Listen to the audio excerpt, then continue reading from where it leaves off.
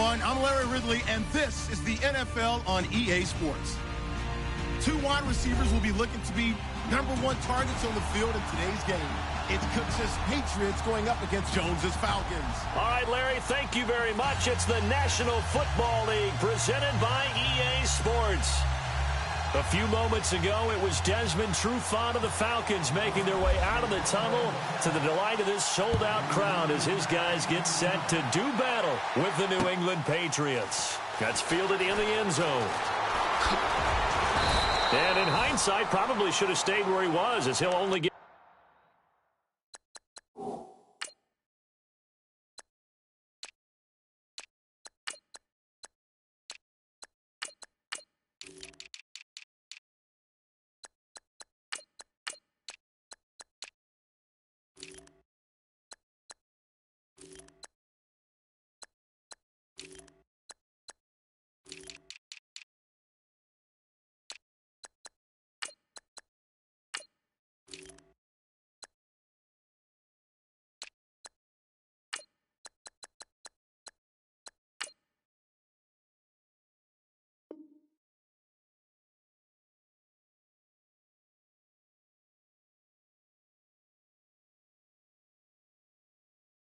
back to the 16-yard line.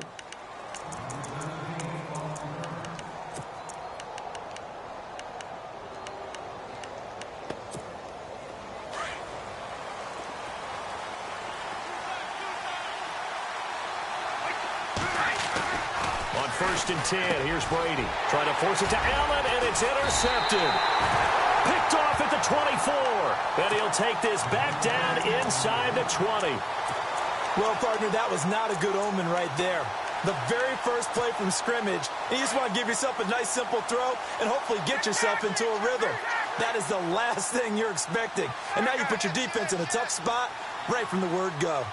Gabriel, the man in motion. They'll try and run for the first time with Freeman. And he'll wind up losing yardage here back at the 21-yard line. This will be a 2-yard loss on the play. And that'll make it 2nd and 12.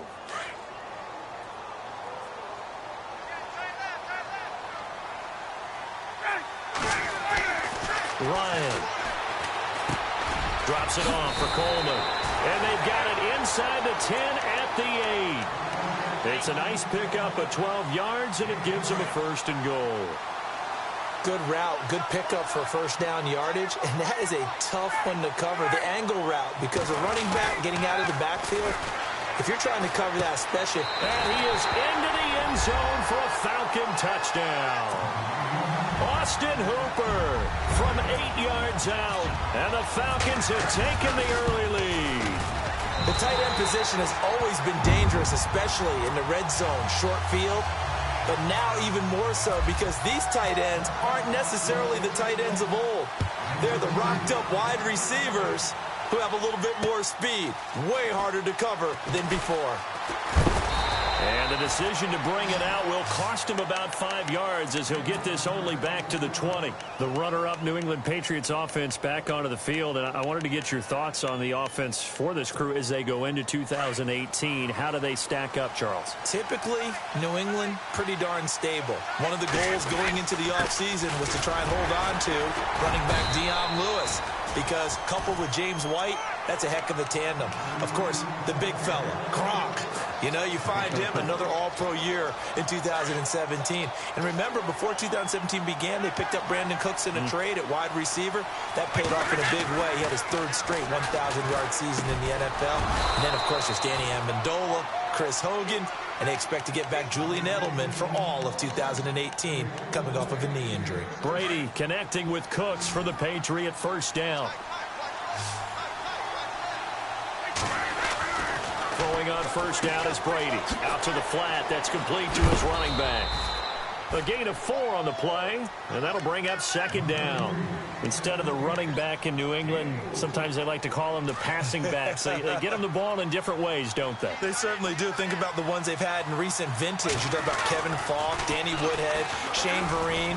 James White could have been the MVP in the Super Bowl if it wasn't for a certain quarterback that was on the field that day. They'll get a couple yards on that one, and that's going to bring up a third down.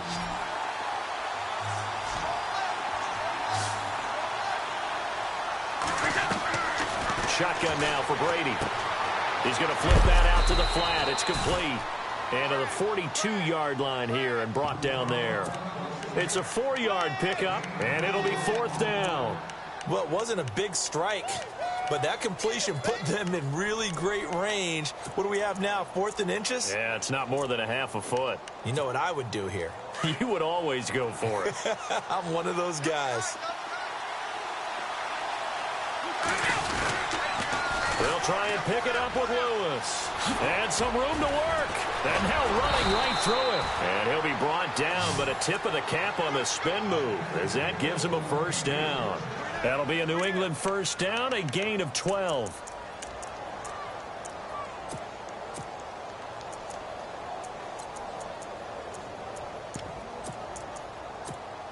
Clock rolling as we hit the midway point of this first quarter.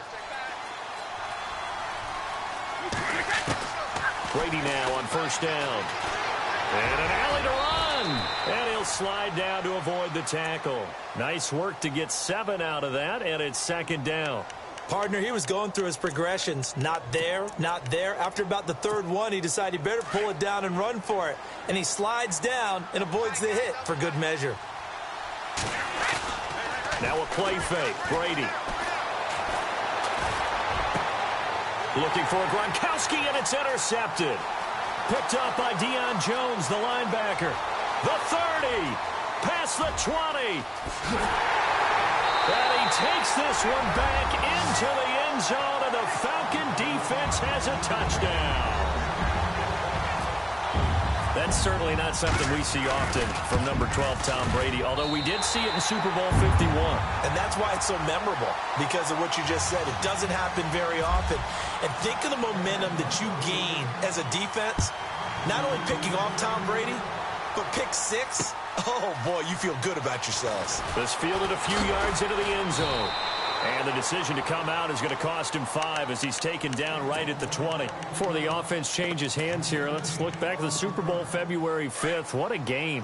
I know you were there calling it offensively, though. Impressive on both sides. It certainly was, and let's face it, if you're in Minnesota, it's cold outside, but you talk about the offenses, they heated up in a big way. And how about Nick Foles, the backup quarterback turned MVP, 373 yards, 3 touchdowns, and, of course, the big one receiving on the Philly special. Quite a story. And as you and I were talking about off air, it was just a fluid game, not a lot of penalties, just really clean play. Exactly the type of game the NFL needed for the audiences at home watching the game and, of course, people in attendance. A really well-played game. And he's going to lose yardage here, back to his own 18. He lost 2 there, and it's third down.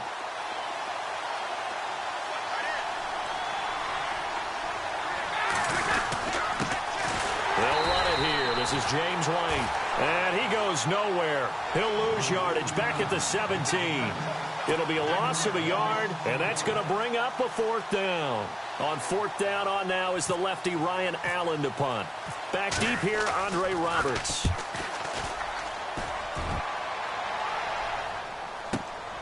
Pulled in at the 24. A big kick there. We'll call it 56 yards on the punt. And the Falcons will be taking over first and 10. Falcons taking over on offense in just a second. And, you know, this year ended in disappointing fashion now. Last year was the ultimate version of heartbreak. But if you're a Falcon fan, was this one was tough to swallow as well, wasn't it? It certainly was, because let's be honest about it. Losing in the Super Bowl, I don't care how you lose, you were in the Super Bowl. You were playing for it all. This team was supposed to be as good or better. Ultimately ended up 10-6, found their way in the playoffs, but didn't get the deep run as they had the year before. So you're exactly right. For Falcons fans, that's a tough one. But this is a team that's built to be good for a long time. He lost 4 there, and it's third down.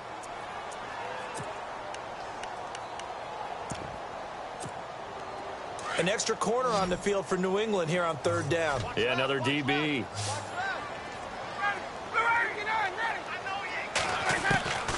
Now Ryan. He's going to fire one deep, middle of the field. And he couldn't hang on to it through the contact. Incomplete. So possession 1 ended in 6. Possession 2 likely going to end in a punt. Yeah, that's okay. They just got to get back to what they worked on in the opening drive and continue to make a few adjustments along the way. It won't be exact because the defense will make a few adjustments themselves. Just get back to your game plan. The defensive line disperses a little bit here, maybe expecting a pass. Ryan. And it's complete. Hooper. And he's taken down, but not before he gets this into enemy territory across the 40. A pickup there of 37. And it'll give the Falcons a first down.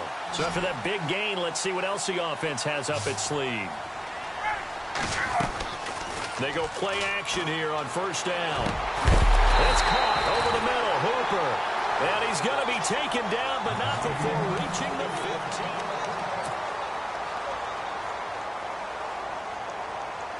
The Falcons averaged 34 points a game last year, tops in the NFL with that powerful offense.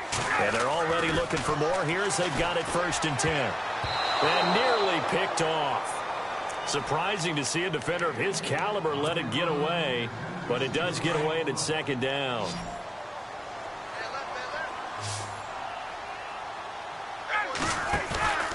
Again on 2nd and 10, it's Ryan. And he'll be hit as he releases it, and that'll fall incomplete. I think he had to unload that one before he wanted to. He was right up in his grill. I think he was a dentist there without a license, don't you? Just not enough time for the play to develop. Just lucky it wasn't a fumble, really. On 3rd down, Ryan. And that will be caught, but out of the end zone, says the field judge. It's ruled incomplete. But that was certainly an aggressive call. An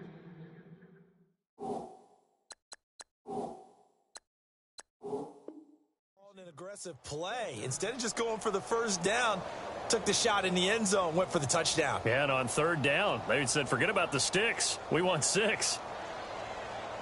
The 3 straight incompletions, they don't care. That hasn't dissuaded them. They're going to go for it on 4th. They'll try and throw for it with Ryan. And my goodness, this is incomplete. Dan Quinn's guys unable to come through there on 4th down. And the Patriots defense is going to take over on downs. I want to give a hat tip real quick, Charles, to J.J. Watt before the possession switches here. Walter Payton, NFL Man of the Year. They totaled up how much he helped raise for hurricane relief, $37 million. Incredible. Hurricane Harvey, which really hit the Houston area in a big way, and his original goal was $200,000. So congratulations to J.J. Watt and all the people who participated. And Greg Olsen of the Panthers, Benjamin Watson of the Ravens, both tight ends, also nominated and finalists for the most prestigious award as determined by the NFL, the Walter Payton Man of the Year Award.